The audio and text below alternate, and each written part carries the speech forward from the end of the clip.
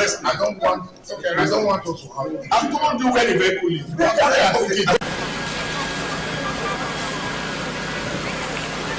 The truck was actually coming from Ring Road.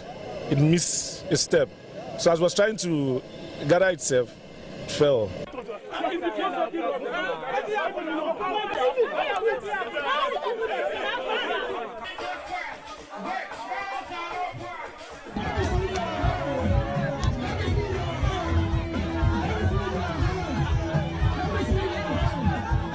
What we are witnessing these days, it is something we can no longer understand. They should stop telling us and promising us all those promises are fake, giving us this set of promises are fake. We don't want it anymore.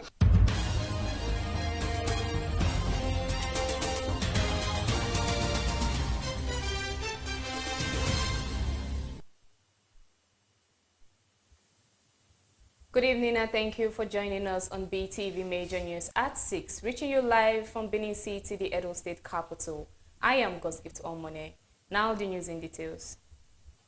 In alignment with Governor Monday Okpebolo's vision for educational reform and restructuring in Edo State, a strong stance is being taken against examination malpractice and school courtism.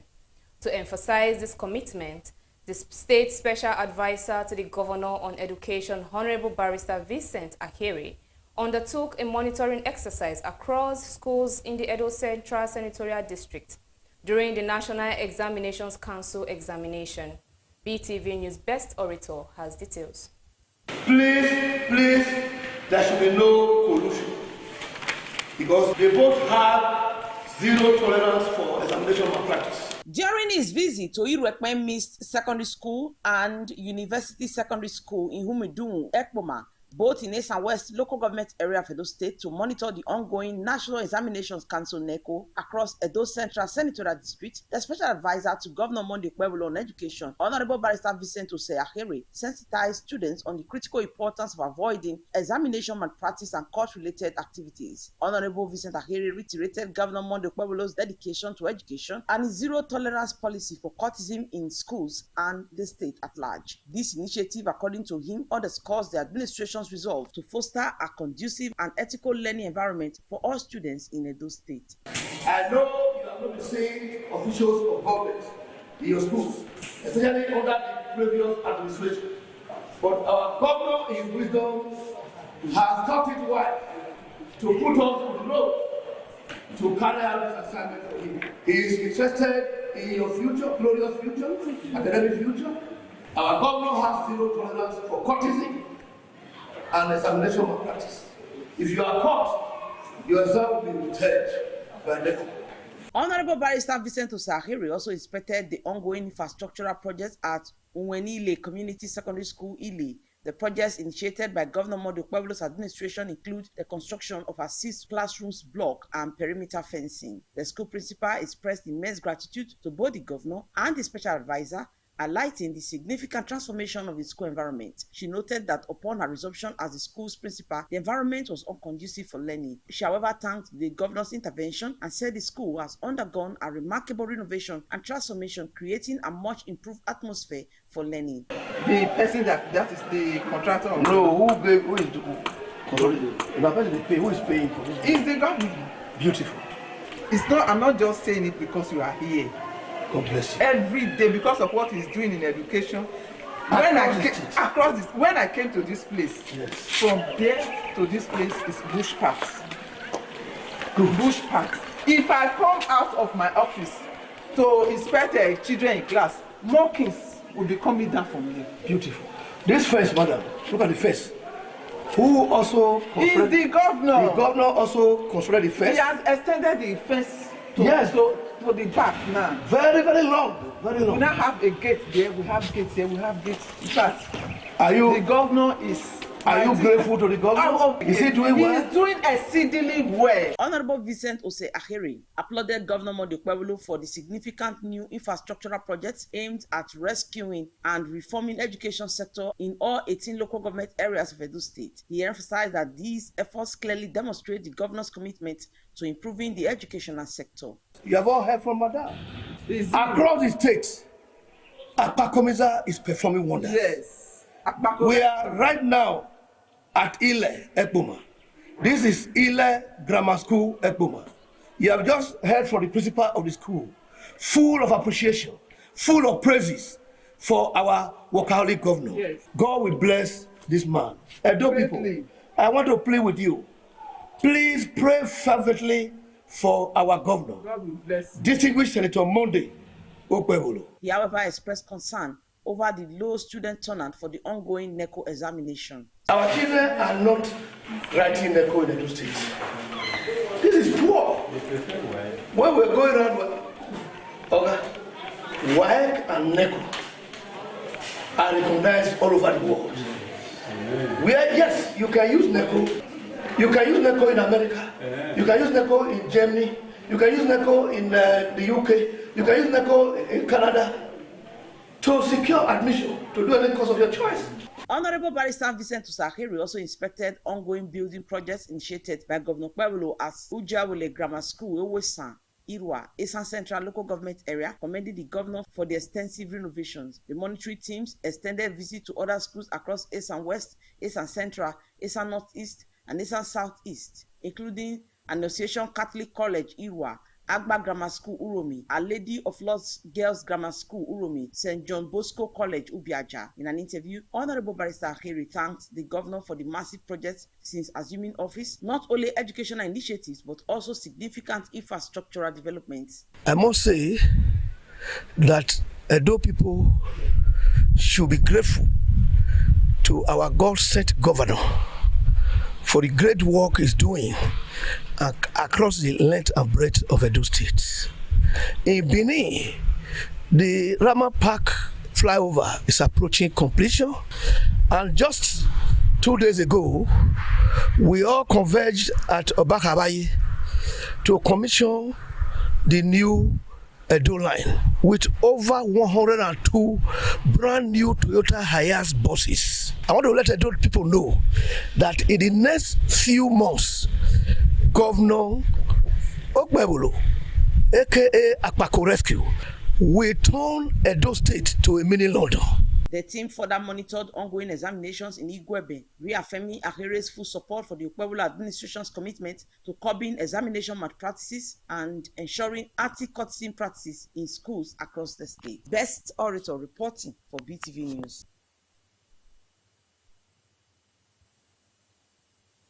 The leadership of the National Association of Properties of Private Schools, Edo branch, have condoled with the family of a 12-year-old boy, Nathan Spencer, who tragically drowned at Oselu on July 5th while on his way to write the Middle Basic Assessment Examination.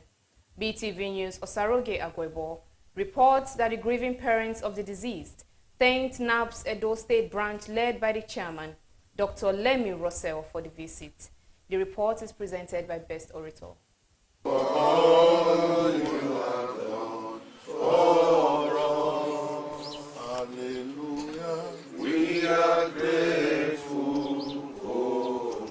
Commiserating with the father of the 12-year-old boy, Nathan Spencer, who drowned on Saturday, July 5th on his way to school to write his Middle Basic Assessment Examination, the chairman, National Association of Proprietors of Private Schools, NAPS, Edo State Chapter, Dr. Lemmy Rosse, described the tragic incident as a painful loss and encouraged the family to take heart. Association of Proprietors of Private Schools.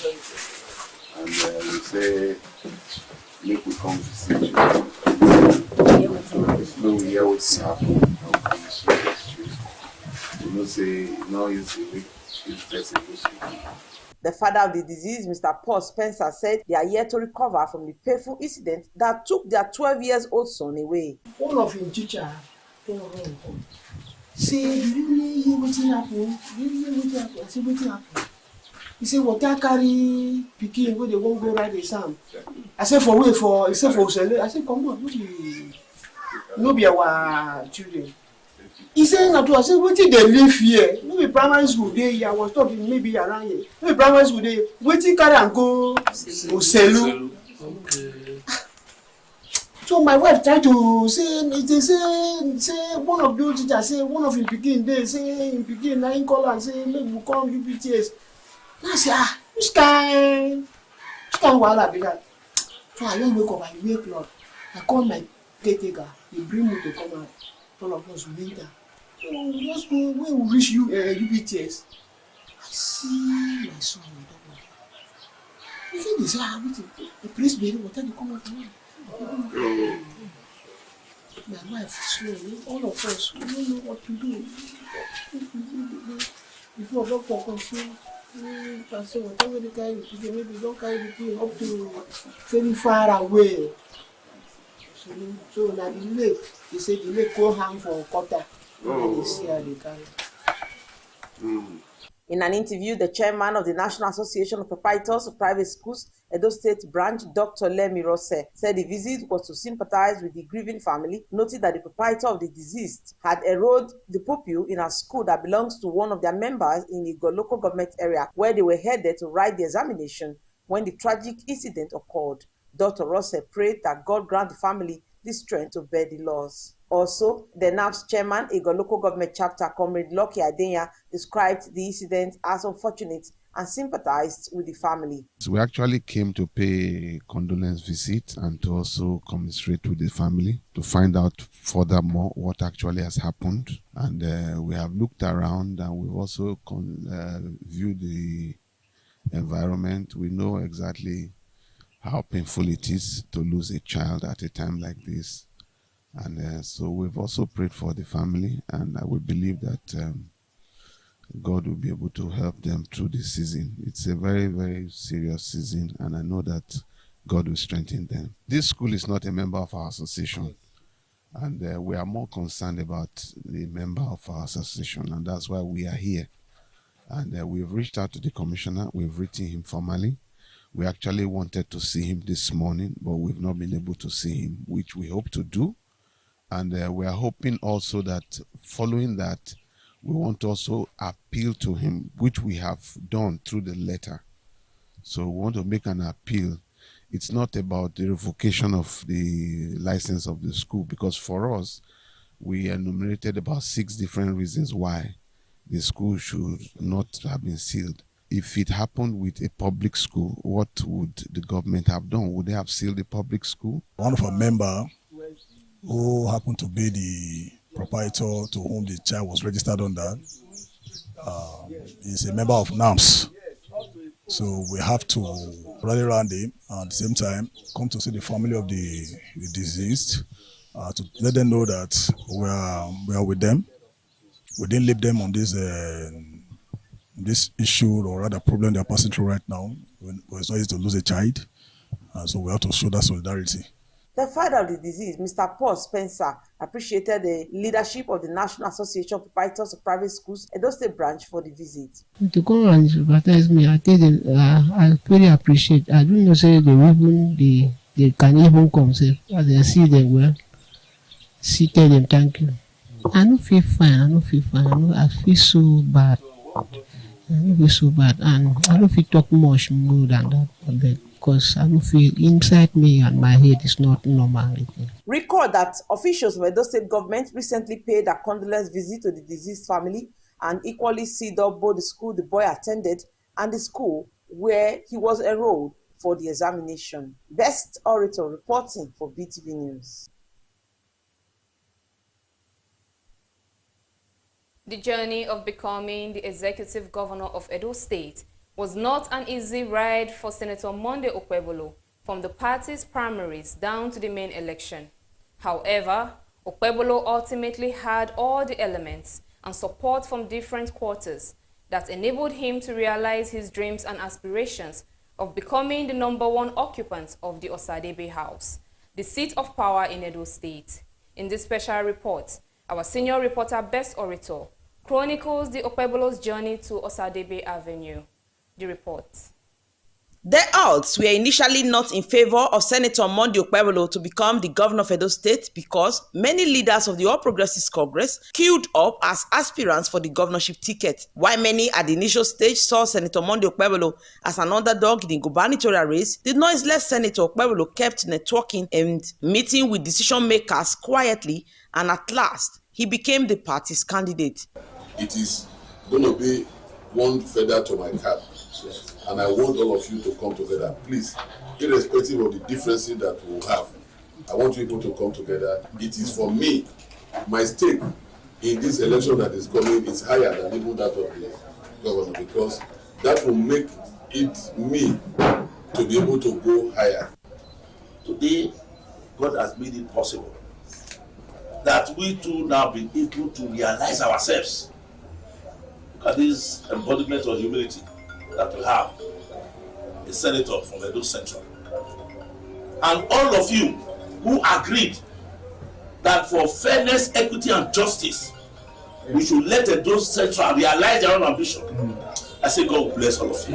In the lead up to the election, the atmosphere was charged with tension, largely due to the heated exchanges and threats exchanged between the competing political parties, and to ensure a smooth electoral process, more than 43,000 policemen along with various other security personnel were deployed across the state. It is on record that all the major political parties, the People's Democratic Party, All Progressives Congress and Labour Party, had issues with their primary elections that produced their candidates. The parties, however, sorted all the legal and internal encumbrances before the election. With that sorted, Governor Okpebholo hit the streets and villages of Edo State. This time, the APC knew they had serious marketing to do for the party's candidate. Then came a former two-time governor of Edo State, Senator Adams Eric Oshomole, who became the pilot of the Okpebholo and Idahosa campaign ship. From north to central and down to the southern part of Edo State, Senator Adams Oshomole gave countless reasons why Okpebholo should be the next governor of Edo State and why Edo people should not support the third-term agenda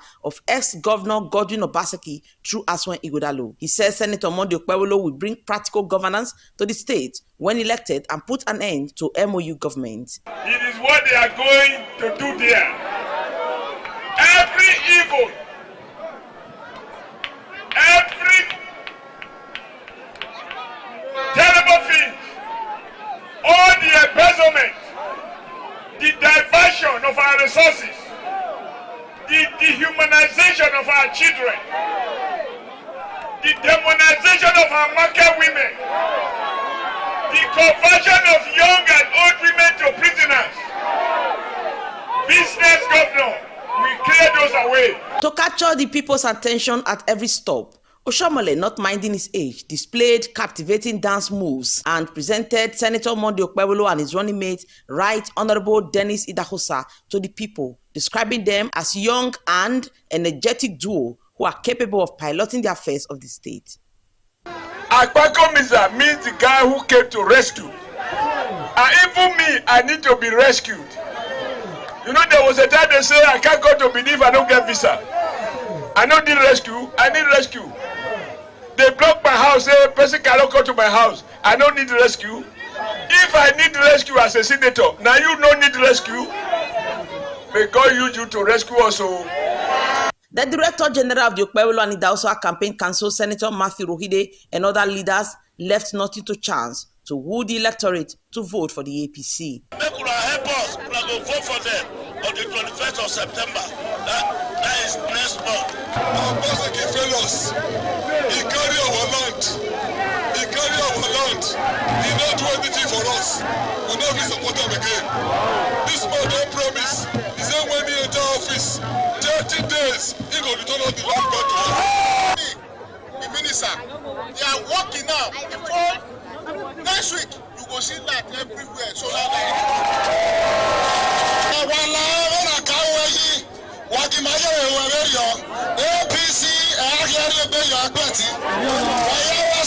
One of the highlights of the campaign was when the Vice President of Nigeria, Senator Kashim Shettima, Senate President Godswill Akpabio, Chairman of the Progressive Governors Forum and Governor of Imo State, Hope Uzodinma, then APC National Chairman Alhaji Abdullahi Umar Ganduje, Governor of Lagos State, Babajide Sanwo-Olu, Governor of Kogi State, Mr. Usman Ododo, Governor of Cross River State, Basi Utu, Governor of Ogun State, Dapo Abiodun, Governor of Ondo State, Lucky Ayedatiwa, Governor Abdurazak Abdurrahman of Kwara State, Prince Issa Bayero, and other APC governors and chieftains attended the grand finale of the Okpebholo and Idahosa campaign. The 40th President of the United States, who said, the greatest leader is not necessarily one who does the greatest thing.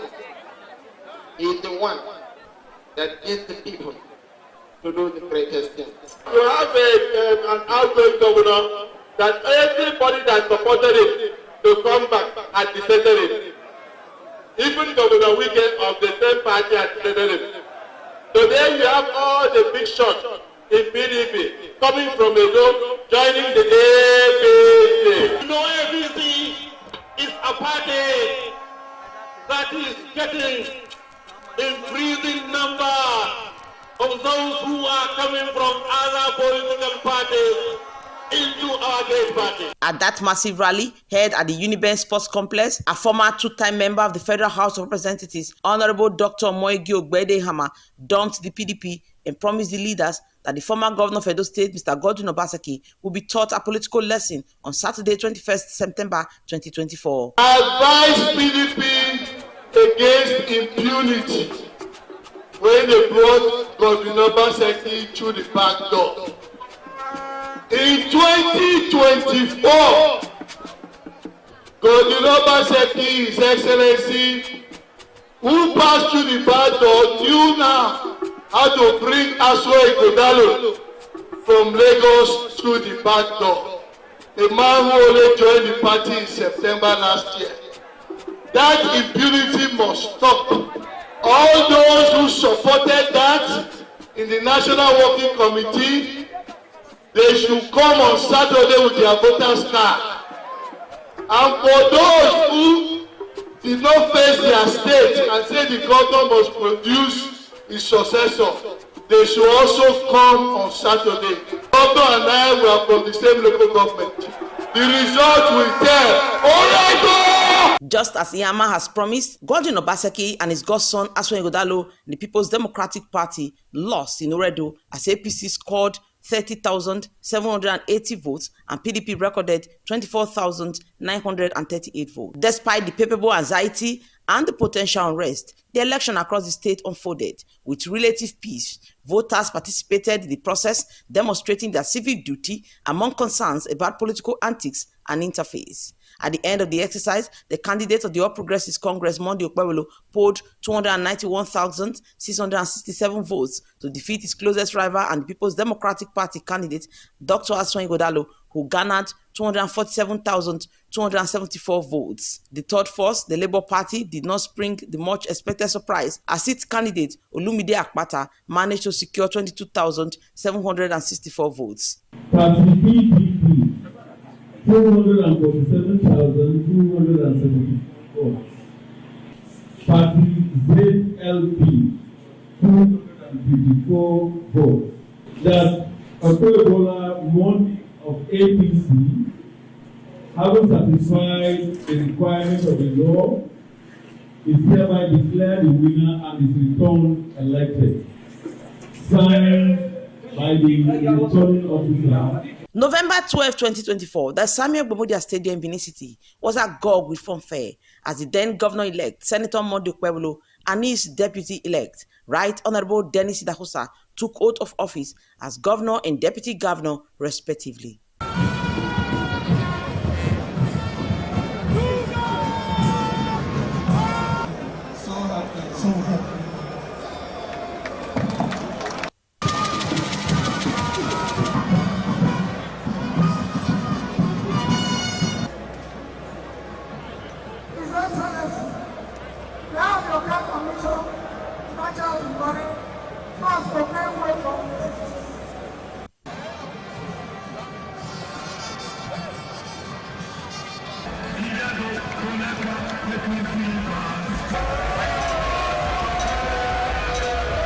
While Governor Monday Okpebholo geared up to deliver the dividends of democracy to Edo people with the flagging off of roads and the flyover bridge construction, the opposition People's Democratic Party, PDP, and its candidate, Aswa Igodalo, as well as 6 other political parties, approached the Edo State Governorship Election Petitions Tribunal to challenge the outcome of the September 21st, 2024 gubernatorial election. On December 9, 2024, the tribunal held its inaugural sitting. The chairman of the 3-man panel, Justice Wilfred Kpochi, in his speech said he observed the atmosphere in the courtroom was calm and sought the cooperation of counsel to ensure it remains to achieve seamless proceedings. Not too long, however, crisis broke out.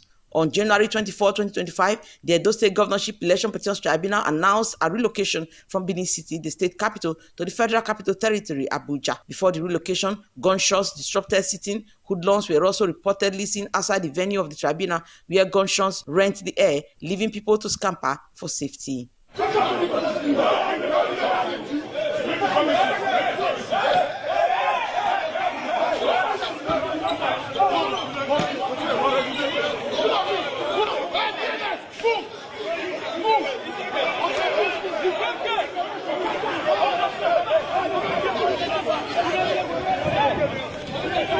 After successfully entertaining the petition in Abuja, the Justice Wilfred Kpochi-led three-man panel dismissed the Aswan Igodalo's petition on the grounds that the petitioners failed to prove the allegation of overvoting. It also held that they did not call competent witnesses to authenticate the documentary evidence they presented. The justices ruled that this amounted to dumping documents on the tribunal, as the petitioners failed to establish a link between the document and their allegations of overvoting. The tribunal also dismissed the petition of Accord Party and National Alliance. Other political parties have withdrawn their petitions.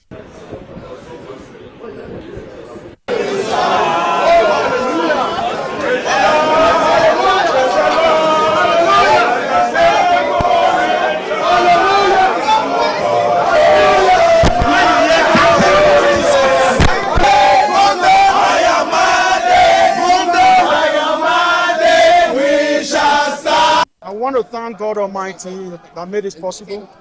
We also want to thank the good people of Edo who voted for us.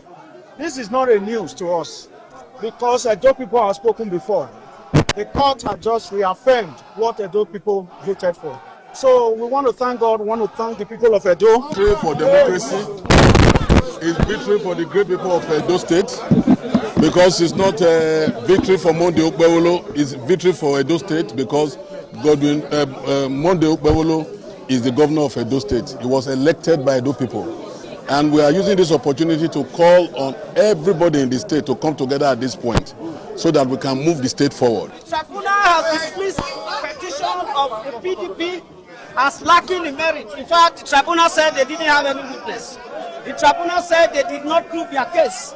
And we were sure from the very beginning that Governor Monday Okpewolo won the election in Edo State. After the April 2nd, 2025 judgment of the tribunal, the PDP and Aswan Igodalo headed to the Court of Appeal. The three-man panel of the court, led by Mohammed Danjuma, unanimously ruled in favor of Governor Monday Okpewolo, affirming the decision of the lower Edo State Governorship Election Petitions Tribunal, which earlier validated the governor's victory in the 21 September 2024 election. The court said the petitioners failed woefully to prove the allegations of overvoting. It added that the allegations were not proved with cogent evidence at the tribunal and that the appellants merely relied on their witnesses' presumptions. How can a petitioner say that an election should be nullified?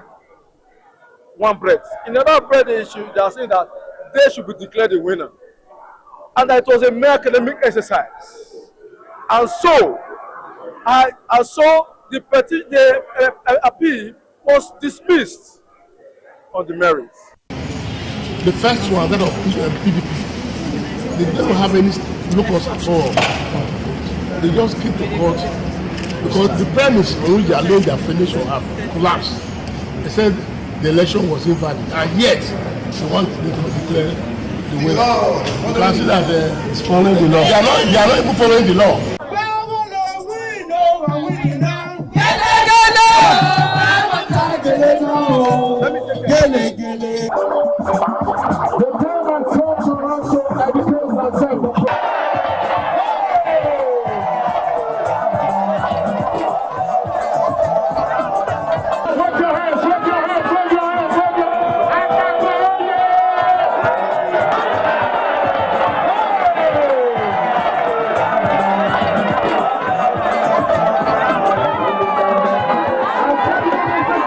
The appeal court judgment, Governor Monday Okpewolo called on Dr. Aswan Igodalo to team up with him to build Edo State. The governor said the appeal court judgment, which reaffirmed the will of the people, should signal an end to divisive politics. We have celebrated the first one, second one. This is the third one. If they are not tired, we will celebrate the fourth one. We want to thank Edo people. We want to thank Edo people for shining their eyes. According to Baba, he said, follow who no road. Many people thought that the PDP will at this time put an end to all litigation, but the party and Aswan Godalo proceeded to the Supreme Court. Aswan Godalo in a statement said the decision of both the tribunal and the Court of Appeal, though rendered in the name of the law, in effect ignored the will of the people and reward blatant electoral irregularities, and therefore instructed his legal team to approach the Supreme Court of Nigeria to seek redress. And at the Supreme Court, a 5-man panel of the Apex Court in the lead judgment delivered by Justice Lawa Gaba held that the appellants failed to prove their case of overvoting, non-compliance with Electoral Act, among other infractions which they cited as grounds to fault the electoral victory of Governor Monday Okpebholo. In a unanimous judgment, the Apex Court held that with the submission before it, Ighodalo was not duly elected by the majority of lawful vote cast. The Apex Court panel also said the 19 witnesses called at the tribunal stage did not help the case of the PDP in challenging the outcome of the election. The Apex Court held that it found no reason to set aside the previous judgment of the lower courts, stating that the appellant failed to prove without doubt admissible evidence to the claim that the election was marred by irregularities and overvoting, and proceeded to dismiss Ighodalo's appeal. This dismissal puts an end to the Ighodalo's quest to obtain the victory of Senator Monday Okpebholo.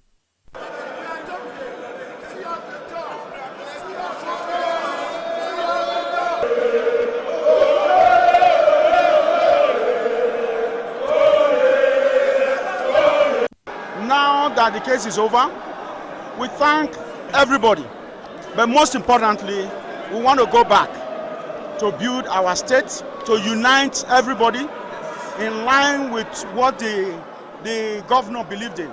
He wants to bring everybody, regardless of your political party, wants to bring everybody together for the interests of Edo people. No victor, no vanquish. We are all from Edo State. When I used to grow up, we used to hear that the judges, they are next to God, and they are giving their judgments, and nothing anyone can do. It's for us all to go back home as Edo people, to support the governor, to make sure we build Edo. Having won at the election, 21st September, they were not successful. They went and challenged on the tribunal. We won 3/3. They went to Court of Appeal. We won 5/5. Here again, the Supreme Court, 5/5, Alalo. What do we have to do? Just to thank God that a day like this have come. It's unanimous. They should allow the government to govern. We give glory to God for this judgment. Eventually, this whole matter has, been put to rest, and I believe that all of us who are from Edo State should join hands together, both those that lost at the Supreme Court and those of us that won here. We still believe that there is no victor, there is no vanquished. We are all the same. Let us join hands in building our state. From Abuja to Edo State, the celebration was massive as jubilant Edo people received the victorious Governor Monday Okpebholo at the airport and accompanied him to the government house.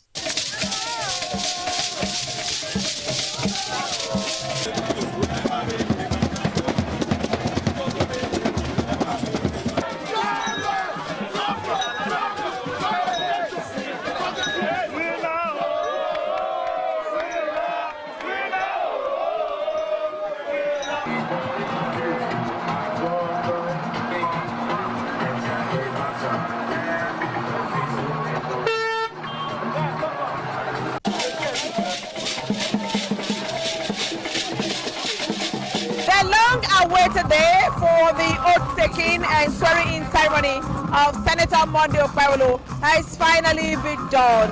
The Samuel Okpebholo Stadium has been a beehive of activities, and there's a lot of take-homes from this ceremony. For one thing, the new governor has reassured Edo people that now that he has been sworn in, he will hit the ground running and fulfill all his electionary campaign to Edo people.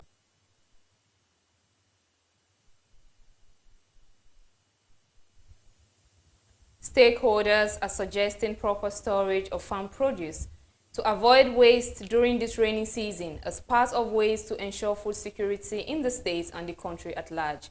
BeeTv News Freeman Osawe has more. Food storage is post-harvest system during which the products are properly stored to guarantee food security during the post-harvest period. This method of food preservation is commonly adopted in many countries. Stakeholders in Benin City said there are several ways of storing farm produce in order to achieve food security. They are advocating for training for farmers to teach them techniques and methods of food storage. According to them, when farmers are equipped with the right, useful experience of food storage, it will help reduce food wastage and also address hunger in the state and the country in general. It's very difficult in Nigeria to preserve foods now because we farmers, majorly, we get a lot of waste products from the farm, especially because of the bad roads and all that. So first of all, have to put some infrastructure in place, like the road, our farm roads. Sometimes when you harvest crops, you will not be able to bring them out from the farm. So then another thing is we have to also go digital.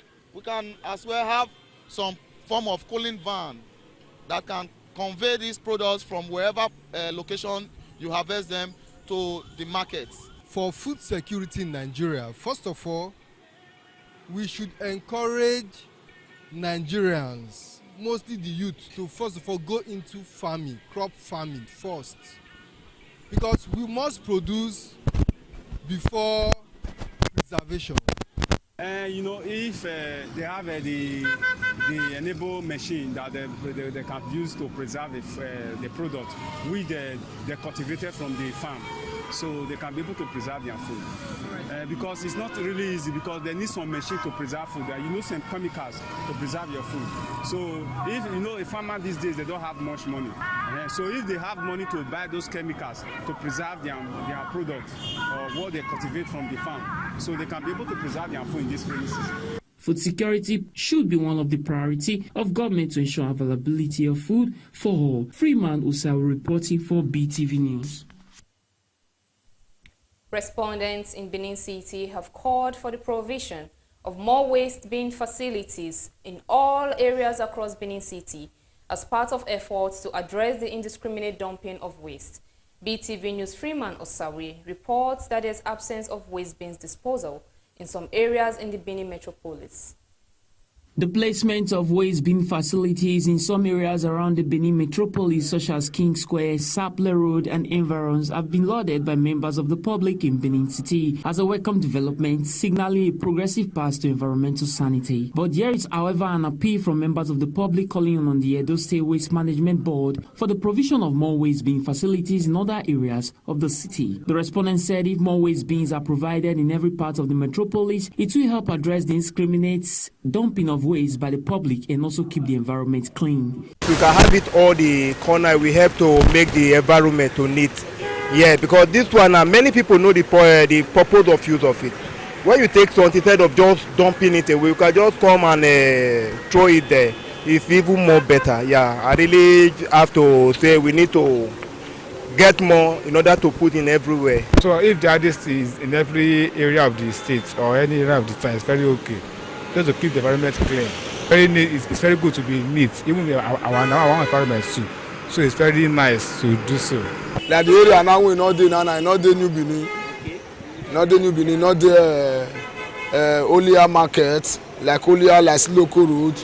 You know the not see the like Obioko area, which is a Kenwan road. Not see the this back of area of Stadium Junction stroke Oba Hawaii, you know, see the area, and some area that are see understand like Ugbawo, that area, so see need down. Attempt to get response from the Managing Director, Edo State Waste Management Board, Mr. Lucky Eneita, was unsuccessful. Freeman Osawe reporting for BeeTv News. Concerns are growing across the city over the behavior of some motorists during heavy rainfall. Residents in several parts of the city expressed concerns over the increasing incidence of reckless driving by motorists during periods of heavy rainfall and call for caution. The reports.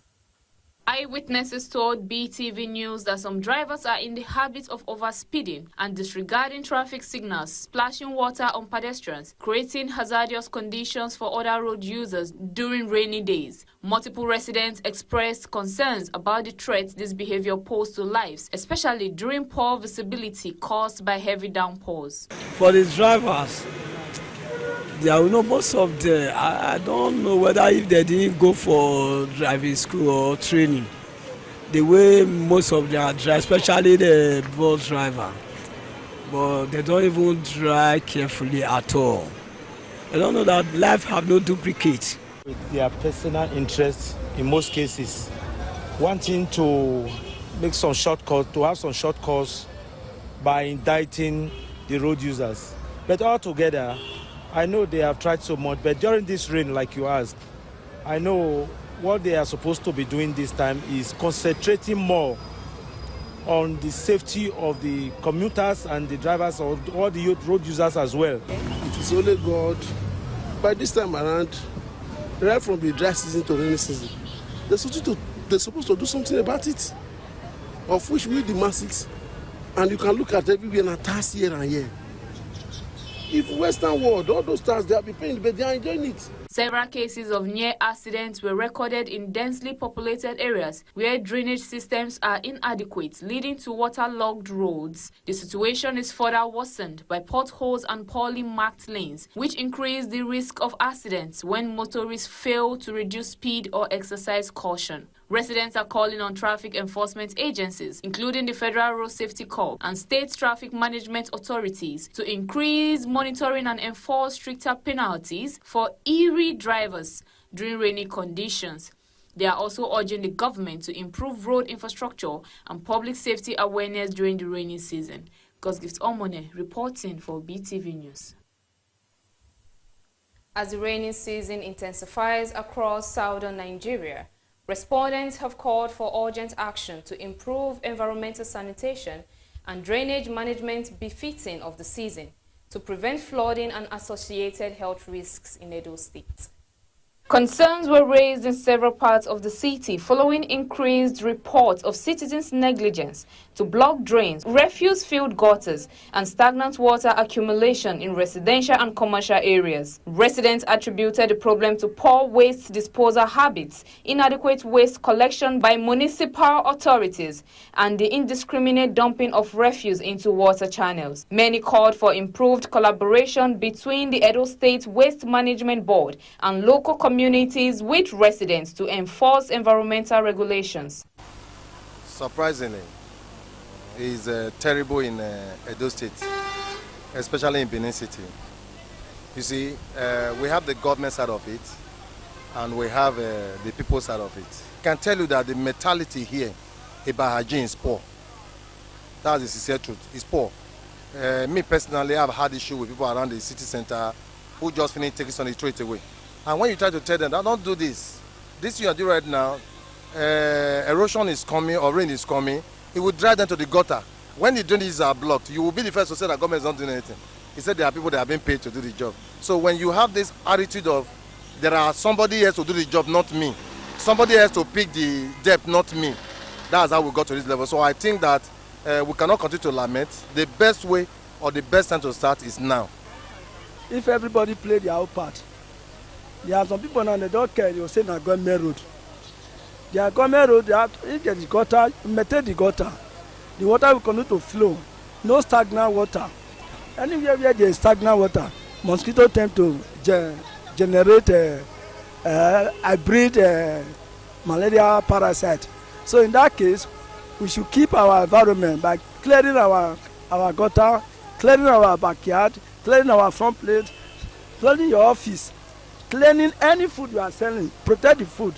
If we want to go on proper hygiene with the government and the management on this refuse disposal should be prompt in response and action, so that the disposal of this refuge might probably be disposed and be okay. And again, I will kindly suggest if it is being done properly, the environment will be okay. Public health officials warned that the accumulation of waste and stagnant water could contribute to the spread of waterborne diseases such as cholera, typhoid, and malaria. Community development associations have urged citizens to intensify routine evacuation of waste, sealed drainage channels, and increase public awareness campaigns on environmental hygiene, particularly during the rainy season. Gosgift Omone reporting for BeeTv News.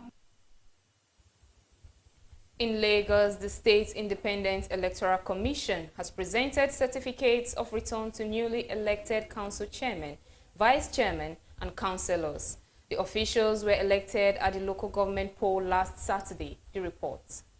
The presentation follows the successful conduct of the local council election held on Saturday, July the 12th across the state. According to results announced by LASEC, the All Progressive Congress APC secured all 57 chairmanship seats and 375 out of 376 councillorship seats, and the People's Democratic Party clinched just one councillorship seat. The elected officials expressed gratitude to their constituents for trusting them with their leadership roles. We don't have any time other than now to get the people to understand that the renewed hope agenda is real and we are in for it. We're scaling it up under a new policy framework that we call SHIELD: security, infrastructure, health, education, environment, digital governance, and civic participation. What we're talking about now is more development, more growth, security to continue to be, the way it is. And of course, we'll be looking forward into the future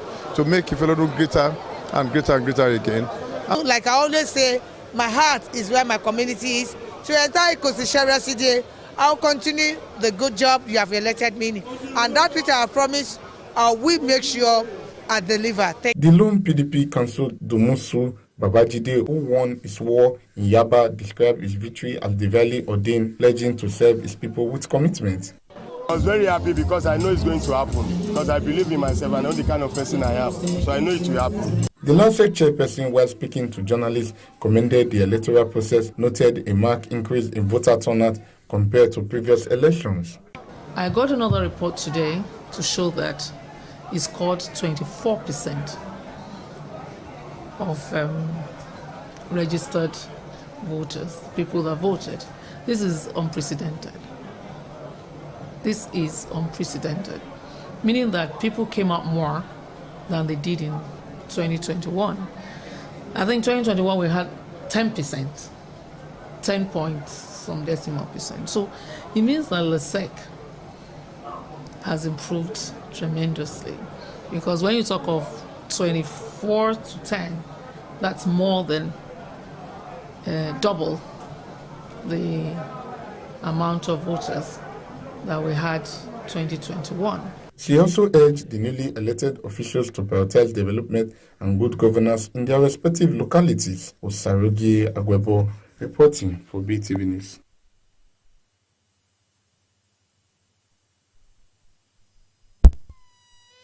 The 18th before Justice Mojisola Olatoregun, now retired, with the EFCC presenting some witnesses. But the anti-graft agency later secured a transfer of the case to Justice Aneke. It started afresh after calling about 28 witnesses. The EFCC closed its case, prompting the defendants to file a no-case submission. Lead Defense Counsel Kanu Agabi San argued that the prosecution failed to establish a prima facie case and that Mr. Fayose has no case to answer, as one Abiodun Agbele, who was allegedly involved in the offences, was not jointly tried. But the lead prosecution counsel, Rotimi Jacob San, had urged the court to dismiss the no-case submission. He added that the prosecution witness Abubakar Madaki, an investigator with the EFCC, had testified that the former governor used associates to purchase properties both in Nigeria and abroad, who later denied ownership of the properties. The EFCC also argued that another prosecution witness, Mr. Abani Kuru, who had said the former governor personally requested the funds in cash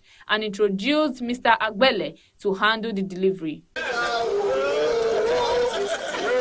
But on Wednesday, Justice Aneke discharged and acquitted the defendants after holding that the prosecution failed to establish a prima facie case against them. Our duty, should there be any appeal, is to defend, is to protect this extremely laconic, erudite decision. My first tenure, I was charged. This tenure too, I was charged. And I'm not the only governor in Nigeria. I've gone through so much of trauma. Reacting, the prosecution says efforts are on course to obtain a certified true copy of the court's decision so as to file an appeal. Gosgift Omone reporting for BeeTv News.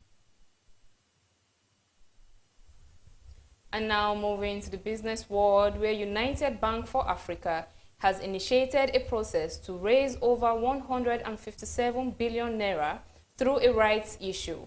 According to a notice filed with the Nigerian Exchange Limited, UBA has submitted an application through its stockbrokers, United Capital Securities Limited, seeking approval and listing of a rights issue totaling 3,156,869,665 ordinary shares.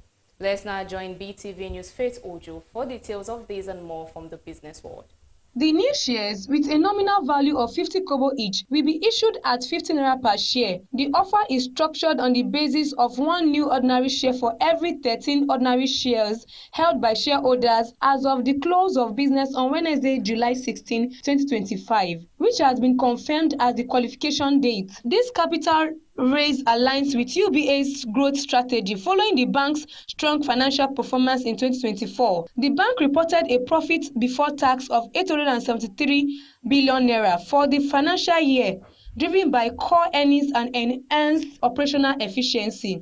Aliko Dangote, president of the Dangote Group, has stated that Nigeria should target a power generation capacity of between 50,000 and 60,000 megawatts. He disclosed that his group currently generates over 1,500 megawatts of electricity for internal use across its facilities. He made the remarks during a tour of the Dangote refinery in Lagos, highlighting the visibility of large-scale industrial projects within Nigeria. He emphasized that boosting Nigeria electricity generation to 30,000 megawatts or more is achievable and less complex than constructing the refinery. Dangote advocated for deeper private sector involvement in the power sector, noting that the industry has been privatized. He urged Nigerian investors to channel their funds into domestic economy rather than invest abroad, citing capital flight as a significant barrier to national development. The industrialist reiterated that domestic capital investment is vital for building investor confidence and unlocking the country's growth potential. He indicated that the Dangote Group plans to expand fertilizer production capacity to 12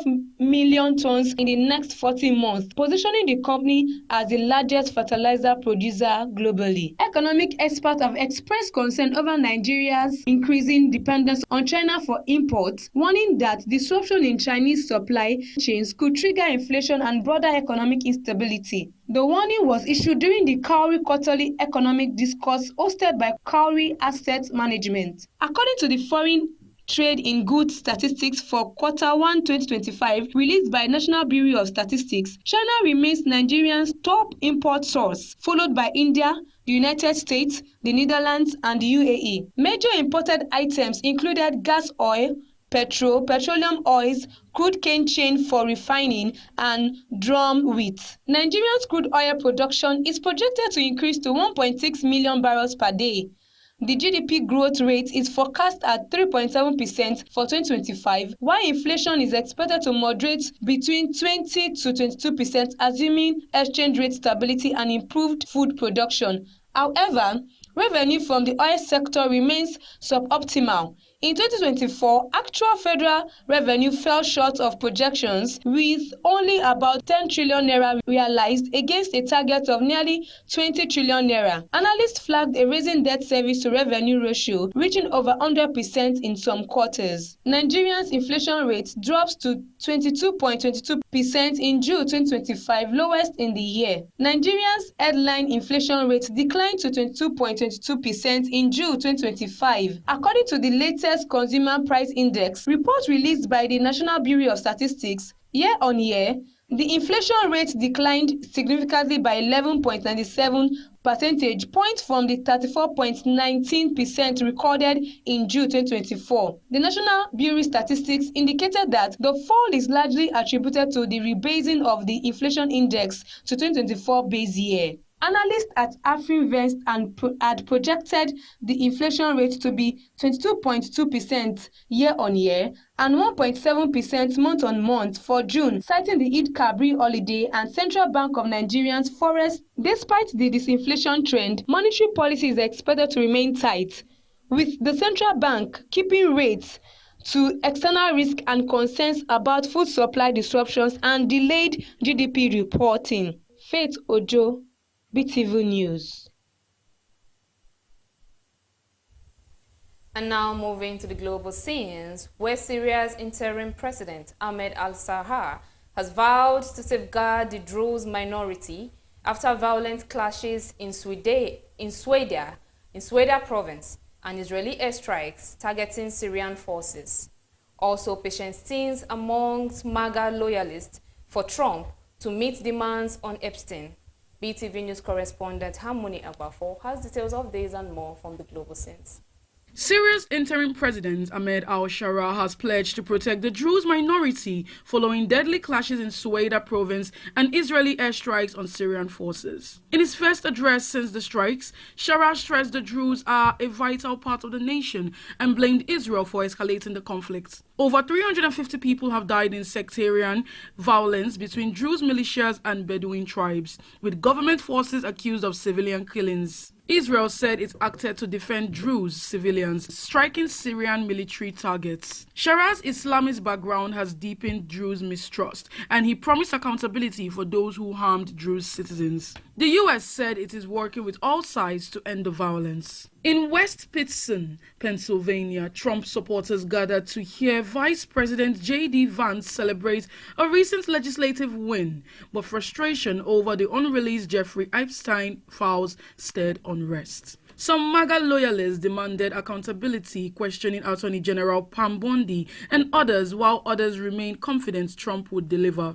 The Justice Department denied the existence of a client list, fueling conspiracy theories that now threaten to overshadow Trump's achievements, though he has dismissed the claims as a Democrat-driven hoax. Relations between South Africa and the Trump administration have sharply deteriorated, with the U.S. denying a visa to President Cyril Ramaphosa's special envoy and treating the country as a diplomatic outcast. Tensions have risen over South Africa's stance on global issues, including its genocide case against Israel, ties with Iran, and support for black empowerment policies, which Trump's administration views as anti-white. Despite Ramaphosa's efforts to rebuild ties, the U.S. has boycotted South Africa in global forums like the G20 and threatened severe tariffs that could cost the country 100,000 jobs. The breakdown marks a dramatic shift from the past bipartisan cooperation and poses serious economic risk. And that is all from now from the global scenes. Harmony Agbafo reporting for BeeTv News.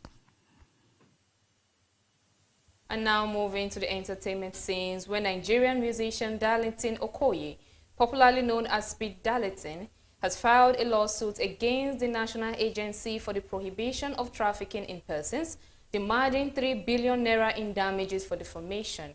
The suit was filed on July 9th at the Federal High Court in Abuja. Let's have details of this and more from the entertainment world. In the filing, the artist's legal team argued that NAPTIP unlawfully declared him wanted and made public allegations that have caused significant damage to his reputation and professional career. On June 27th, NAPTIP had posted a notice on Instagram accusing the singer of multiple offenses, including rape, cyberbullying, and cyberstalking. The post followed a viral video in which the artist claimed to have slept with an underage girl in a hotel. Although Speed Darlington later described the video as a joke, the Lagos State Domestic and Sexual Violence Agency referred the matter to NAPTIP for investigation. NAPTIP issued an invitation for the singer to appear at its Abuja office, which he failed to honor.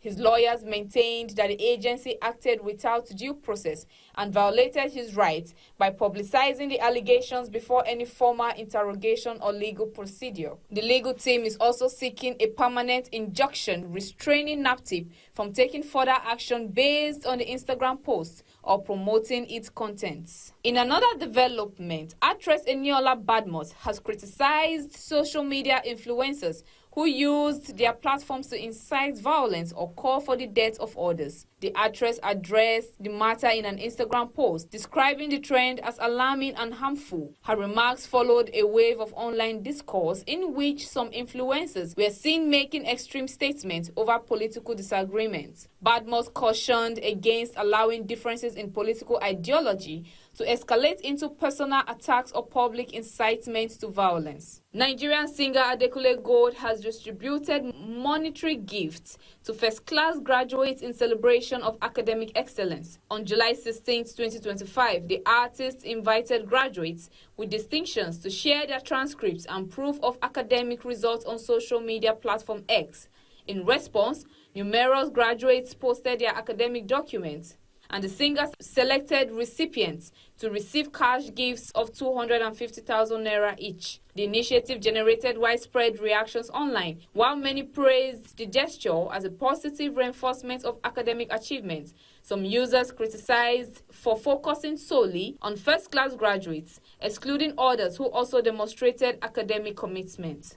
Nollywood actress Iyabo Ojo has expressed gratitude to supporters following a fire incident that destroyed part of her office building in Lagos. The fire, which occurred earlier in July, prompted an emergency response by the Nigerian Fire Service, who, along with her staff, succeeded in limiting the extent of damage. No casualties were reported.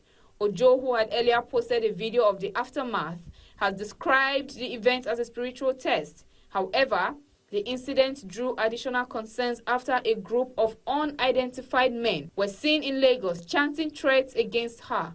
The threats are believed to be connected to her public involvement in the case of late singer Mohbad. Ojo has faced repeated online and offline attacks since advocating for an investigation into the singer's death. She recently disclosed that she has received multiple death threats over the years, including a letter sent to her office shortly before her daughter's wedding in Tanzania. And that is it from the entertainment world. Gosgift Omone reporting for BeeTv News. And now moving to the sports world, where Super Falcons of Nigeria star Tony Payne has opened up on her decision to represent Nigeria over the United States. Born in Birmingham, Alabama to Nigerian parents, the 30-year-old represented the USA from under 17 to under 23 levels before choosing to play for Nigeria at the senior international level. Let's now join our sports correspondent Freeman Osawi for details of this and more from the sporting world. The former Jazz player announced her intention to switch to Nigeria in 2019 and made her debut for the nine-time African champions 2 years later.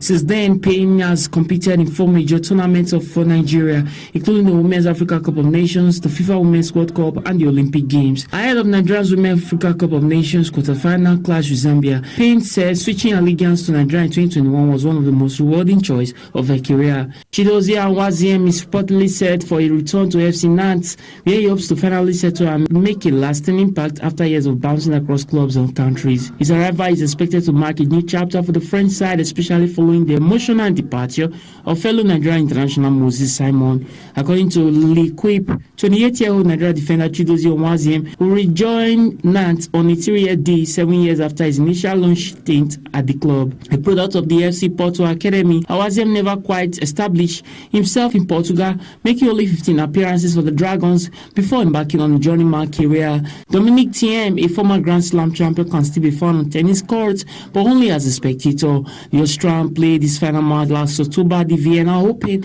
losing to Daderi 7-6-6-2. He beat farewell to tennis in front of his home crowd in Austria. A wrist injury in 2021 effectively ended his career, making the Vienna tournament a symbolic final appearance. Between 2018 and 2021, the Australian was one of Djokovic's toughest rivals and deservedly ranked among the top 5 in the world at his peak before the injury in Mallorca. And that's it on Sport News. Thanks for watching. Freeman Usawi reporting for BeeTv News. And that is the size of our news package for tonight. Many thanks for joining us on BeeTv Major News at 6. I remain God's Gift on Money. Have a good night.